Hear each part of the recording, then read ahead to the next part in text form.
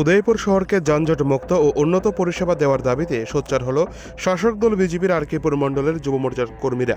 বৃহস্পতিবার দুপুরে 6 দফা দাবিকে সামনে রেখে যুব মোর্চার উদ্যোগে উদয়পুর পৌর পরিষদের চেয়ারম্যান শীতলচন্দ্র মজুমদারের নিকট এক ডেপুটেশন প্রদান করে।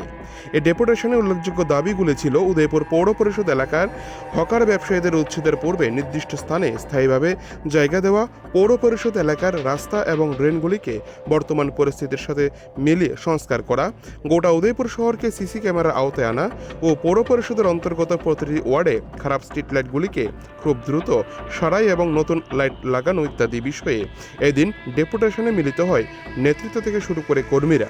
এই দিনের ডেপুটেশনে অংশ নেন 31 আরকেপুর মণ্ডলের যুব মোর্চার সভাপতি রাকেশ শীল থেকে শুরু করে মণ্ডলের বিভিন্ন নেতৃত্বরা।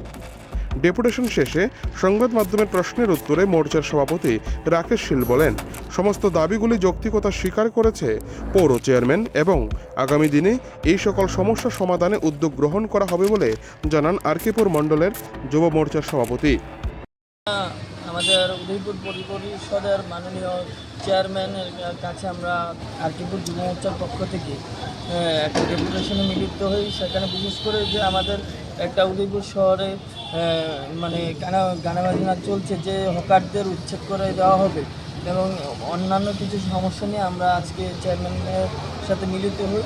তো মিলিত হয়ে আমরা স্যারের সাথে যখন যে হকারের বিষয়টা নিয়ে আলোকপাত করি, তখন উনি আমাদেরকে আশ্বস্ত করেছেন যে হকারদের যে বিষয়টা উনি খাতিয়ে দেখবেন। আমরা বলেছি যে ওনাদেরকে নির্দিষ্ট আগে একটা জায়গা যাওয়ার জন্য, তারপর উচ্ছেদ করার জন্য। তখন উনি একটা আশ্বস্ত করেছেন যে সেন্ট্রাল রোডে যেখানে আমাদের যেই সবজি ব্যবসায়ীরা রয়েছেন এবং অন্যান্য ব্যবসায়ী রয়েছেন, যেই এখানে 2টা দাগ দেওয়া আছে, এই দাগের বাইরে যদি কোনো ব্যবসায়ী ওনাদের পর্সা নিয়ে বসেন তাহলে তাদের জন্য লিগ্যাল ব্যবস্থা করা হবে।